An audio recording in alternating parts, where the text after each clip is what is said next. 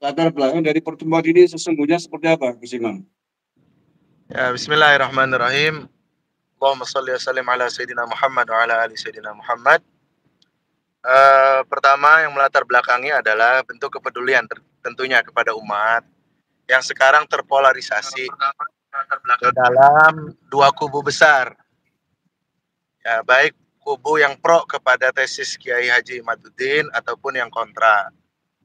Yang kemudian eskalasinya semakin membesar menjadi permusuhan. Sudah keluar daripada tujuan awal sebagai bentuk penelitian ilmiah. Jadi masing-masing kubu akhirnya saling mencela, saling menghina, menjatuhkan, dan merendahkan satu sama lain. Ini kalau diteruskan akan terjadi konflik sosial skala nasional. Bahkan bisa jadi lebih besar. Yang kedua, tujuannya adalah meredakan konflik ini dengan cara islah. Islah dalam artian seluruh tokoh yang sekarang berseteru, yang muncul di media sosial, di publik, akan kita hadirkan untuk duduk bersama. Memberi uswah kepada umat, meskipun berbeda pendapat, berbeda paham, berbeda kajian dan penelitian, tapi bisa duduk bersama untuk langsung berdialog berhadap-hadapan. Dan nantinya kita akan tetapkan kesepakatan bersama untuk hentikan caci maki dan hina menghina. Itu latar belakang utamanya sebagai bentuk kepedulian. Oke, bagus Imam. Kalau kemarin saya ngobrol dengan Kiai Ahmad, ini masih terkait dengan pertemuan di Benda Kerep Cirebon. Ya. Ini benar Gus ya? Betul. Ini lanjutan. Lanjutan ya.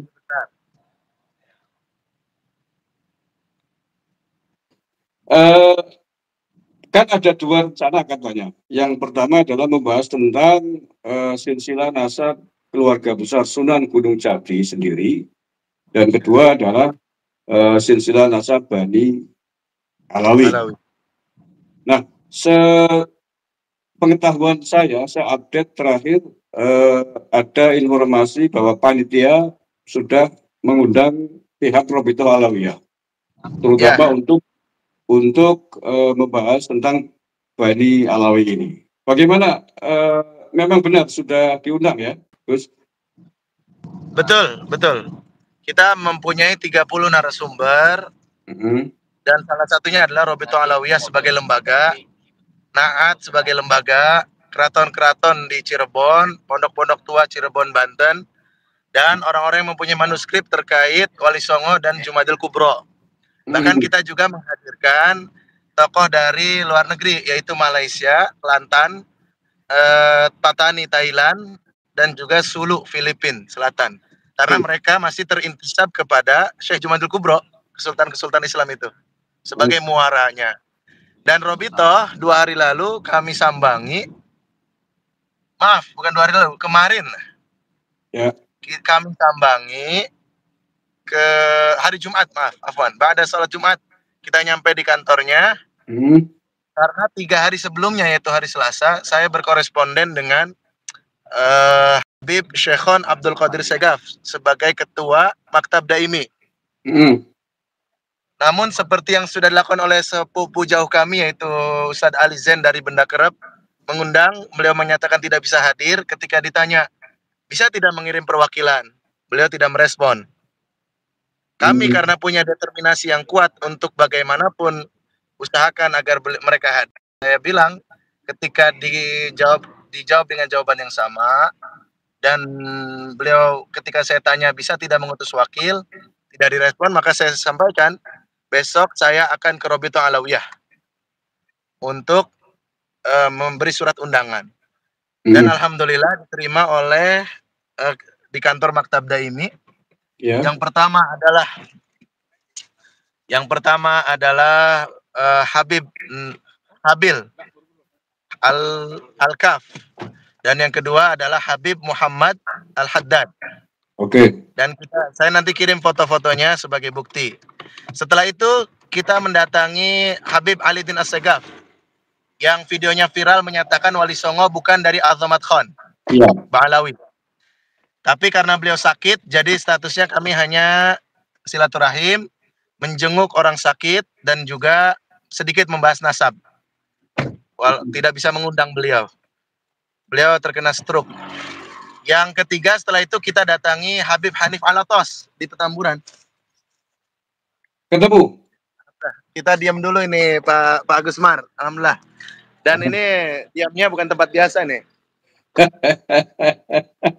Oke, lanjut. Yang penting lancar komunikasi. Cakra ini ya. Oke. Oke, lanjut Gus. Ketemu dengan Habib Hanif Alatos, ketemu, kita foto bareng, diskusi sejenak dan memastikan beliau hadir dan beliau siap hadir. Bahkan beliau akan membawa kawannya Habib Idrus yang katanya ahli. Mantap. Begitu. Ya. Sudah memberikan jawaban resmi bersedia hadir ya.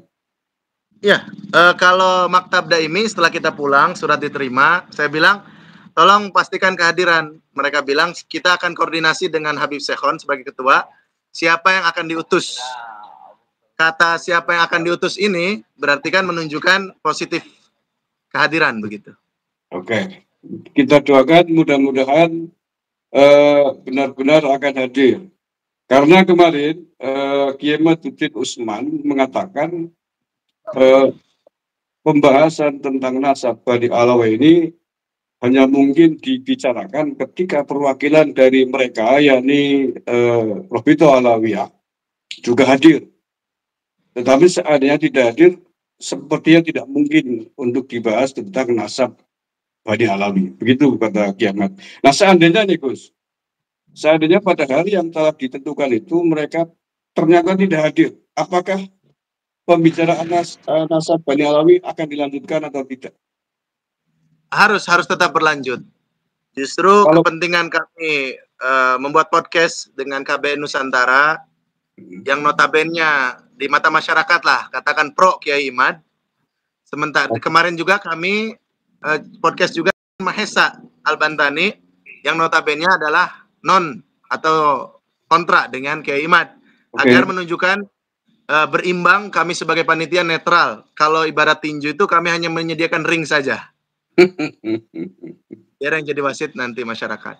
Selanjutnya ini adalah untuk memberikan bukan satu pressure psikologi ya, tapi menunjukkan keseriusan kami pada umat dan masyarakat bahwa kami sudah berusaha semaksimal mungkin untuk mendudukan semua pihak yang terkait, karena tujuannya adalah perdamaian, menghentikan cacian, meskipun penelitian harus dilanjutkan. Siap, ya bagus. Karena nanti dua tema besarnya itu, Pak Mar. Ya. Di hari Jumat itu kemungkinan datang sore semua. Malam Sabtunya itu pembukaan. Resmian PLT Gubernur, Kapolda, Kasepuhan Kesultanan Banten dan Al-Fakir sendiri sebagai ketua panitia. Kemudian besok paginya, Sabtu pagi, itu baru mulai diskusi. Nah, di Sabtu itu kita fokus kepada diskusi dan presentasi semua narasumber terkait nasab Wali Songo dan Syekh Jumadil Kubro. Apakah ke Azamat Khan ataukah ke Musa Al-Kazim? Jadi tidak ada debat. Di hari Sabtu itu tidak ada debat. Berarti karena fokusnya hanya khusus internal Wali Songo ya? Ya. Khusus internal Wali Songo berarti hari Sabtunya ya? Ya, Wali Songo, Jumadil Kubro, apakah Azamat Khan atau Musa Al-Kazim? Itu dulu. Oke. Kita tidak membicarakan kesohihan, nasab, habaib, alawi, dan sebagainya. Tidak. Siap. Nah, kemudian untuk yang Bani Alawinya, agendanya hari apa itu? Hari Ahad. Dan ini perlu diketahui, ini rombongan Kiai Imad, Teguh Mudakori, Tubagus Mogi Nur Fadil, itu hari Sabtu akan telat datangnya, karena mereka ada seminar nasab dulu kan? Iya, di UIN ya. Di UIN. Tidak mengapa, karena hari Sabtu itu hanya menampilkan semua data dan manuskrip. Semua narasumber yang berbicara harus punya kapasitas dan juga manuskrip serta data baik digital maupun kitab. Tidak sembarangan. Nah, di malamnya orasi kebangsaan, malam Ahad itu malam Minggu. Orasi ilmiah sejarah dan kebangsaan oleh Buya Kiai Said Akil Siraj. Kemudian Habib Lutfi, namun karena beliau berhalangan, kita sudah undang, beliau akan mengutus wakilnya yaitu Gus Nif, Gus Imam Hanifuddin, dan juga kemudian dari Malaysia dan Patani Thailand. Oke. Hari Ahad baru nih pertarungan besarnya. Pertandingan. Hari Ahadnya ya. Terus begini Gus, kemarin kan Kiai Madudin menyampaikan bahwa beliau bersedia membahas tentang katakanlah pertarungan yang panjenengan tadi sebutkan, seandainya perwakilan dari Robito Alawiyah itu benar-benar datang. Sebenarnya kita tahu kan beberapa momen pertemuan dari Robito Alawiyah tidak datang, seperti di Benda Kerep. Seandainya betul-betul ini mohon maaf, seandainya betul-betul tidak datang, apakah akan tetap dilanjutkan pembahasan nasab Bani Alawi itu? Karena harus dilanjutkan, harus. Bukan karena kami lelah ya di hari-hari terakhir ini, karena kumpulkan dana dan sebagainya. Karena kita rapat pertama itu tanggal 3 hari Agustus, waktu akan dimulai 25, dan anggaran itu menghabiskan 1,5 miliar, Pak. Wih, mantap. Ya, karena kita akan sanggup semua narasumber. Pakar DNA juga kita undang untuk berbicara tentang keilmuan DNA. Dari luar negeri juga kita undang kan. Karena eskalasinya membesar. Akhirnya anggaran yang diperkirakan hanya 250 ternyata membengkak menjadi 1,5 miliar. Ini pun belum tertutup sebenarnya. Iya, tahu. Enggak, ini kan saya sedang menanyakan seandainya kok tidak datang gitu dari Robito Alawiyah atau Maktab ini. Tetap ya masyarakat akan menilai mana kesatria, mana pengecut. Begitu ya. Dan acara harus terus berlanjut karena Habib Hanif pun datang, Abuya Qurtubi insya Allah datang. Orang-orang yang kontra Kiai Imaduddin, Rumel Abbas juga datang. Dr. Menahkem Ali juga datang. Jadi alhamdulillah orang yang tengah ataupun yang kontra dan pro 90% sudah konfirmasi datang. 2 saja yang belum konfirmasi, 1 Kiai Nur Ihya masih berusaha izin cuti. Yang kedua adalah Kiai Haji Ahmad Baso masih mencari waktu kata beliau. Kalau Ketua Robito Alawiyah sendiri gimana? Datang nggak? Habib Taufik Assegaf kita sudah tanyakan beliau sakit, jadi berkemungkinan mengutus wakil. Itu mengutus wakil ya. Nanti legalitasnya bagaimana kalau lah kalau resmi ya kita anggap mewakili ya, mewakili lembaga ya.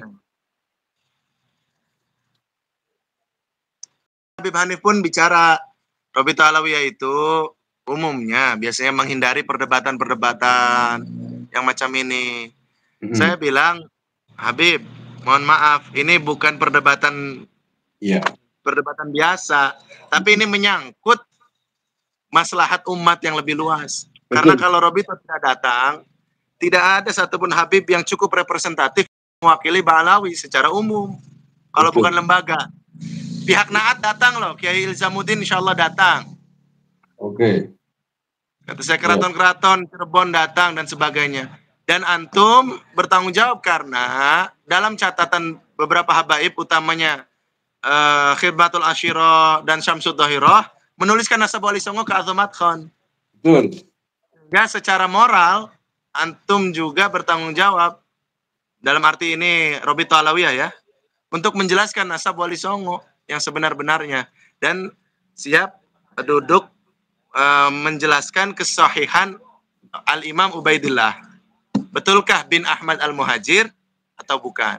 Begitu. Selanjutnya Gus Imam Ibrahim. Konsepnya nanti seperti apa dalam hari Ahad itu? Yang rencananya mempertemukan kedua kubu ini. Konsepnya seperti apa? Moderatornya siapa dan lain sebagainya, terus forum diskusinya seperti apa gitu. Bisa digambarkan sedikit, Gus? Kita fokus ke Ahad ya. Iya, Ahad. Ahad itu pagi pertama moderatornya akan diketuai oleh Tubagus Itoillah. Dari Itoillah. Ya, dan saya akan mendampingi di situ. Sebagai MC Untuk apa? Menindak orang yang kadang kan debat itu terbawa emosi, marah. Saya akan bertugas mengingatkan untuk tenang dan tetap ilmiah. Ya, yang kedua, di pagi hari itu Kiai Imaduddin Usman berbicara mempresentasikan riset dan tesisnya selama 30 menit. Oke. Setelah itu dari pihak yang berlawanan kemungkinan adalah Abuya Kiai Haji Qurtubi Ahmad yang akan membantah sama selama 30 menit juga presentasi bantahan. Buya Qurtubi mewakili apa ini? Mewakili yang pro kepada kesohian nasabah Alawi, yang kontra Imad lah, kontra Kiai Imad lah. Kan apakah beliau dari Bani Alawi? Bukan. Kemarin itu saya serahkan, silakan ke Habib Hanif Alatos, antum dialog dengan Abuya Qurtubi. Untuk siapa yang akan maju di 30 menit, tapi kemungkinan, ini juga saya baru pulang dari rumahnya, kemungkinan beliau. Tapi tenang, setelah itu Pak Agus Mar akan majulah orang yang pro kepada tesis Kiai Imad dan yang kontra itu masing-masing 5 orang. 5 orang dari kubu Kiai Imad itu Kiai Imad sendiri dan 4 orang pendamping. Mungkin di situ Teguh Mudakori, di situ juga mungkin ada Tubagus Mogi, Nur Fadil dan lain-lain. Nanti dari pihak yang kontra juga sama 5 orang. Kita ambil kias ke perang Badar, 3-3 maju dulu kan. 3 semua langsung debat. Tadinya kita mau tetapkan 3, tapi karena banyak yang mau terlibat, nanti mungkin di kubu kontra, yaitu Buya Qurtubi, Habib Hanif Alatos, Maktab Daimi, Robito Alawiyah, Rumel Abbas, dan Guswafi mungkin. Gitu ya. Tetapi bahwa ini mewakili organisasi resmi Robito Alawiyah atau Maktab Daimi kan, walaupun mereka bukan dari Bani Alawi. Oh, kalau yang Kiai Qurtubi kan bukan Bani Alawi dan tidak masuk kepada Robito Alawiyah. Nah, iya. Tapi posisinya secara resmi di ACC nggak sebagai wakil dari lembaga mereka. Yang 30 menit presentasi bantahan. Ah, iya kan. Bukan. Dari pihak yang kontra. Berdiri sebagai peneliti posisinya. Oh, sebagai peneliti. Ya. Ya, persoalannya kan 2 kubu. Bani Alawi dan Kiai Imad CS sebagai atau mewakili Bani Wali Songo lah katakanlah begitu. Enggak gitu konsepnya Pak Agus Mar. Bukan Bani Alawi atau Bani Wali Songo, bukan. Ini adalah yang pro tesis Kiai Imad atau kontra Kiai Imad. Kalau ada Habib yang ternyata pro Kiai Imad, katakan begitu, kita akan masukkan di jajaran Kiai Imad. Oh, gitu atau ya? ada Zuriyat Wali Songo seperti Abuya Qurtubi. Sekali mengklarifikasi, beliau betul Zuriyat dari Syekh Mansur Cikaduan. Beliau mungkin ada yang banyak bantah dari nama Aliuddin bin Mansur itu nama aslinya Ali Daibah, pulang dari Mekah. Aliuddin, saya periksa manuskripnya langsung karena saya juga garis lurus ke Syekh Mansur Cikaduan Batu Quran. Intinya adalah ini bukan persoalannya gini, Gus. Bani Wali Songo, bukan. Oke, siap, paham. Persoalannya begini, Gus. Kiai Qurtubi kan bukan dari Bani Alawi. Seandainya ini kita kan masih mengantisipasi ya, seandainya pada perdebatan itu Kiai Qurtubi katakanlah kalah atau tidak bisa membantah tesisnya Kiai Imad misalkan, nanti bisa jadi nanti Robito Alawiyah atau Maktab Daimi dia bukan dari bagian dari Robito Alawiyah, nggak sah mewakili kami. Antisipasi seperti apa? Makanya kan ada nanti dari Maktab Daimi dan juga dari Habib Hanif juga kan ada. Habib Hanif itu anggota resmi Robito loh. Iya, oke. Ya, jadi nanti kan yang berdebat itu bukan 1 versus 1, enggak, 5 versus 5 gitu, 5 versus 5. Oke. Dan Allahumma sholli ala sayyidina Muhammad. Abuya Qurtubi sebagai peneliti, beliau saya sudah tekankan, baik saya komunikasi kepada beliau, Kiai Qurtubi, atau kepada Kiai Imad, kalau antum kalah bagaimana? Dua-dua gentle, fair. Kiai Qurtubi mengatakan, kalau saya kalah, saya taslim kepada Kiai Imad. Oke. Tapi tak sampaikan kepada Kiai Imad, kalau beliau yang kalah, fair juga sebagai laki-laki, gentle katanya. Saya telepon Kiai Imad, salam dari Abuya Qurtubi, begini. Siap Kang Tus, kata Kiai Imad. Tadi sore saya telepon beliau. Mantap, oke lah, mudah-mudahan demikian nadanya. Kemudian untuk pengamanan seperti apa, Gus? Keamanan berlapis dari 4 pihak. Pertama dari ini Batalion Danyon Mandala Yuda di sini, yaitu tentara berarti ya, sekitar 10 orang. Oke. Kemudian yang kedua dari pengamanan areal Kesultanan Banten, yaitu yang biasa mengamankan kenadiran, maaf ya, kenadiran Kesultanan Banten. Sekali lagi, Banten ini PUPR, Cakra Badak namanya ya. Danyon Y318, Cakra Badak. 10 orang, ini saya sedang di markasnya, kita minta anggota dari sana. Khawatir ada penyusup, provokator, Tentu lah. nanti kan. Tentu, karena kemudian Kiai Qurtubi kan ketua FPI. Iya, nggak boleh. Dan belum tentu juga provokator dari pihak Kiai Qurtubi, bisa juga dari pendukung Kiai Imad. Kita harus fair kan? Bisa juga. Kemungkinan itu tidak menutup. Ya. Yang kedua dari pihak kenadiran Sultanan Banten, yang ketiga dari PUPR. Dan yang keempat baru kita ambil dari Laskar Pendekar ormas-ormas Banten internal. Okay. NU Banten ikut dilibatkan Agus? Resmi PBNU Banten? NU? Ya, dilibatkan nggak? Tidak. Ini murni karena pembahasan ini bukan wilayah organisasi, tapi wilayah dzurriyat. Jadi sifatnya kekeluargaan. Makanya di situ pengundangnya adalah keluarga besar Kesultanan Banten. Walaupun kami tidak mengatakan. Tapi diundang sebagai tamu mungkin ya? Ya?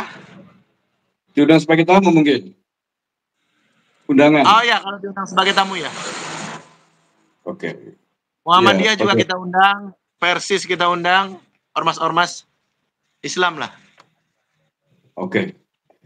Baik, kalau tadi Panjenengan menceritakan begitu seriusnya pengamanan, biayanya nyampe berapa tadi Gus? 0,5 miliar? 1 miliar kurang 30 juta. Mantap. Nah, terakhir saya ingin menanyakan, apakah hasil dari perdebatan tentang nasab ini nantinya akan bersifat mengikat atau tidak? Perlu diketahui, ini juga yang banyak dipertanyakan. Tidak akan ada itsbat apapun nanti di Banten. Kami tidak mau bertindak dengan data yang masih prematur. Kalau antum pernah lihat VN saya yang di-share oleh Gus Muhsin, Gus Zaini, dan beberapa YouTuber lain, saya mengatakan jangan terburu-buru mengitsbat atau menafikan nasab. Kita harus tahqiq. Tahqiq itu begini Pak Agus Mat. Kiai Imad kan ketat ya dalam sangat selektif kepada nasab Ba'alawi. Standar Kiai Imad harus diterapkan juga kepada standar nasab Wali Songo. Itu baru fair dan gentle kan, fair and square. Iya. Contoh yang ke Musa Al-Kazim, katakan Jamaluddin Akbar atau Maulana Hussein Jumadil Kubro, itu bin Mahmud Nasiruddin, itu harus tahqiq di mana kuburannya, apa kitab sezaman yang mengatakannya, berapa anaknya, istrinya, wafat tahun berapa, dan semua nasab silsilah, mata rantai silsilah ke Musa Al-Kazim itu harus tahqiq sebagaimana Kiai Imad harus tahqiq kepada Ba'alawi. Sehingga jangan keras keluar tapi lembek ke dalam, tasyaddud keluar tapi tasahul ke dalam, ini tidak adil. Wa aqimul wazna bil qisti wa la tukhsirul mizan. I'dilu huwa aqrabu littaqwa. Dan selanjutnya yang akan itsbat itu gini, kesepakatan bersamanya Robito Alawiyah mudah-mudahan hadir dan hadir, dan Naat mungkin yang paling representatif mewakili Dzurriyyat Wali Songo lah ya. Iya. Dan beberapa kan keraton dari Cirebon mungkin menandatangani Sulhu Al-Bantaniyah namanya, bukan Sulhu Al-Hudaybiyah. Apa poin-poinnya? Yang pertama, hentikan caci maki nasab orang. Itu haram. Rasulullah bersabda, "Itsnatani fin nasi huma bihim kufrun. Atau fin nasab wa niyaha 'alal mayyit." Tidak boleh. Hentikan yang Wali Songo dzurriyyatnya, pecintanya. Karena nasabnya Rasulullah kan harus diluruskan. Sepakat kan nasabnya Rasulullah kan begitu. Nasabnya orang-orang mulia lain pun harus diluruskan. Semangatnya kan saya kira kan begitu, Gus. Betul. Artinya jangan lagi Bani Wali Songo ini atau muhibbinnya, pengikutnya meyahudi-yahudikan Mbak Alawi. Atau sebaliknya, Pak Alawi tidak boleh lagi ada oknum yang berbicara seperti Bahar bin Smith, menyatakan terputus, hanya punya anak perempuan dan sebagainya. Itu menyakiti. Dan kalau masih ada yang begitu, oknum salah satu pihak terkait yang menandatangani perjanjian itu wajib menegur secara terbuka dan meminta maaf kepada pihak yang disakiti, keluarganya. Sementara ini kan, mohon maaf ya, Robito tidak memberikan konferensi pers terhadap pernyataan Bahar bin Smith atau oknum-oknum habaib yang dalam waktu yang cukup lama menghina dan mengatakan terputus nasab Wali Songo. Dulu ada kejadian Habib Adong, Mohdor bin Barakbah ya, ditegur oleh kakak sepupu saya atau Bagus Nasruddin. Ketika Bahar bin Smith ini kan tidak akan minta maaf sampai mati, itu akan luar biasa. Dan ketika Ketua Robito ke Kanoman, ini langsung waktu di Benda Kerep cerita orang Kanoman, yaitu Elang Farihin. Bagaimana itu Bahar bin Smith? Beliau hanya mengatakan bukan bagian dari kami. Maksud saya, bukan bagian dari antum secara keorganisasian iya, tapi secara kekeluargaan itu bagian dari antum, harusnya ditegur secara terbuka. Seperti Kiai Fatul Adzim menegur Tubagus Mogi dan Kiai Imad di Benda Kerep, terbuka. Walaupun saudara kalau salah, beliau tegur. Nah, itu yang kita harapkan dari Robi Alawiyah gitu. Agar tidak menjadi satu bola salju yang terus menggelinding, membesar. Dan ini yang unik Pak Gusmar, ini harus jadi catatan. Saya tanya kepada Maktab Daimi tentang surat edaran yang jadi landasan Bahar Smith menafikan nasab Wali Duriya Wali Songo. Apa kata Maktab Daimi? Itu surat edaran diedit. Bunyinya bukan begitu. Bunyinya adalah begini. Wali Songo adalah betul habaib min dzurriyyat Rasulullah, tapi untuk zuriatnya kami tawakuf, tidak berani itsbat, tidak berani menafikan karena belum meneliti secara komprehensif data mereka. Itu bunyi aslinya. Videonya Habib Zain bin Smith, bisa dilihat di YouTube. Sangat bijak beliau mengatakan. Artinya tidak tahu. Nah, itu diedit rupanya. Kata Maktab Daimi ini, bukan saya ngomong. Orang Maktab Daimi bilang itu diedit, yang diomongan Bahar itu hasil editan, bukan dari kami. Dikatakan bahwa Duriya Wali Songo bagian dari Habib gitu ya? Iya, kalau Habaib kan berpegangnya kepada Syamsul Zahiro, Khidmatul Asyiro, kitab-kitab mereka lah. Habib tulisan Salim bin Jindan. Yang itu ditentang sendiri kan, ditentang oleh keluarga besar Wali Songo kan, karena bukan Bani Alawi kan. Ya, ada yang menentang, ada yang masih pro.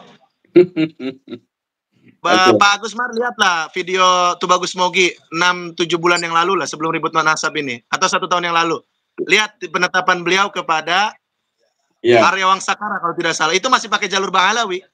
Iya, sebelum ada penelitian lebih lanjut kan. Oke, Gus, selanjutnya. Ini kan tadi dikatakan bahwa keputusan diskusi Banten besok itu tidak akan mengikat.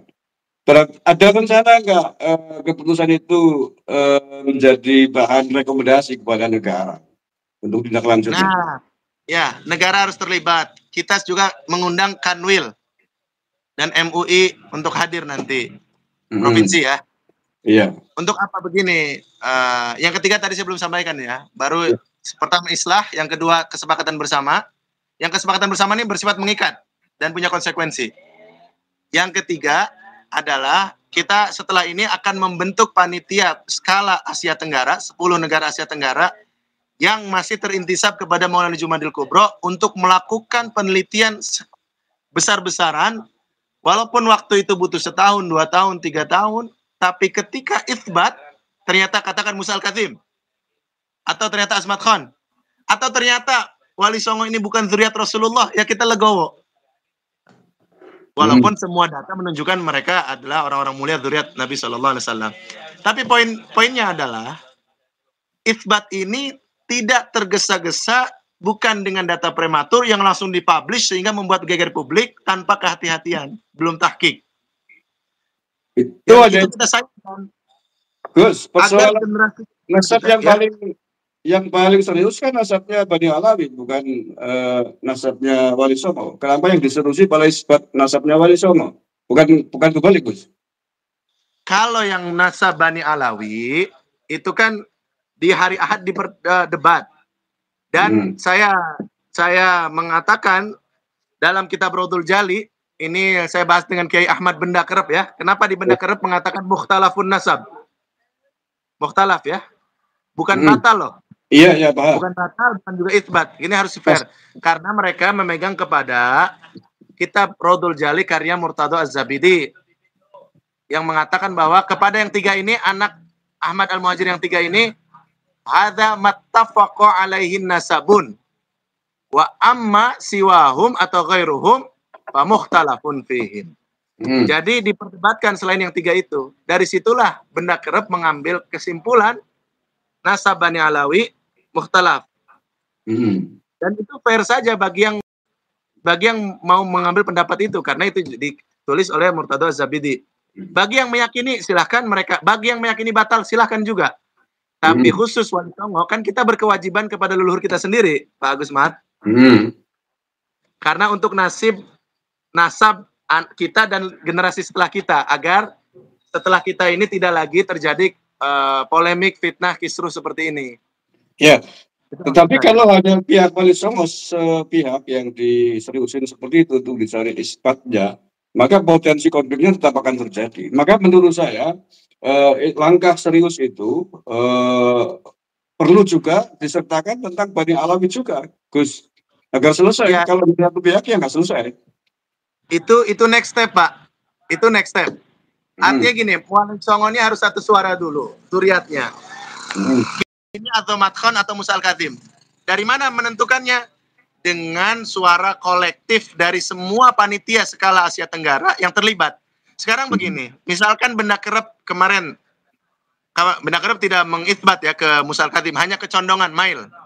Anggaplah ada satu zuriat Wali Songo dari Sunan Derajat, atau satu kelompok zuriat Sunan Ampel. Sunan Ampel, Musa Al-Kadhim. Nanti dibantah sama zuriat Sunan Gunung Jati. Oke lah, skala nasional kita konsensus sepakat Musa Al-Kadhim. Ternyata data di Sulu Filipina, di Patani Thailand, di Kelantan Malaysia berbeda. Nanti konflik lagi. Makanya kita fokuskan dulu kepada sihatun nasab Wali Songo dulu. Yang mutafak ini kemana? Setelah itu baru kita fokus nasab orang. Saya setuju ya Ilzam Naat. Kita fokus ke dapur kita masing-masing dulu. Sudah kuat, baru kita urusi dapur orang dan harus melibatkan negara. Yeah. Bagaimana melibatkan negaranya? Kita minta Kemenag, MUI, ya, kementerian terkait untuk menyediakan fasilitas dan dana untuk riset, baik Bani Alawi ataupun Bani Wali Songo. Ya, haruslah, karena semuanya kan berpengaruh besar kepada umat Islam di Indonesia khususnya, dan semuanya bermuara kepada nasab Rasulullah kan. Itu persoalan kan. Betul. Oke, terakhir Gus. Ya. Terakhir, di tengah polemik ini kan banyak pihak termasuk Bani Wali Songo juga meminta tentang tes DNA. Tes DNA untuk Bani Alawi. Apakah besok akan dibahas tentang DNA ini di Banten? Insya Allah kita berusaha mengundang pakar DNA untuk berbicara tentang keilmuan DNA. Selama ini yang berbicarakan baik pengikutnya ataupun tokohnya bukan pakar DNA kan? Itu kita harus akui, sehingga masih simpang siur kedudukan DNA.